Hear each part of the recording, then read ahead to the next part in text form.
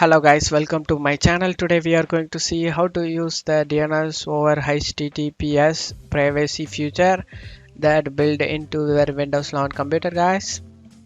So DNS over HTTPS, abbreviated DOH, is a privacy feature that built into your Windows. So if you want to switch between fully encrypted and unencrypted network type, I show you guys how to using the feature. Go to start, click on the start icon and select the settings. On left side select the network and internet. On right side you just want to select your network type guys. If you are using Ethernet or if you are using Wi-Fi, you just want to select it. I am using Ethernet guys, I'm gonna select Ethernet.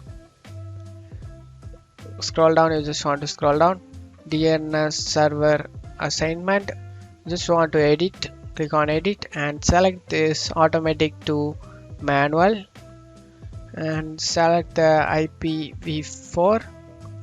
Want to turn it on, and you can also turn it on IPv6. Just prefer the DNS in Google. I'm gonna type here 8.8.8.8 and alternate DNS 8.8.4.4. After typing it, click on save, and that's all you have to do it guys. That's it for today's video guys. Give me a like and subscribe. Thank you.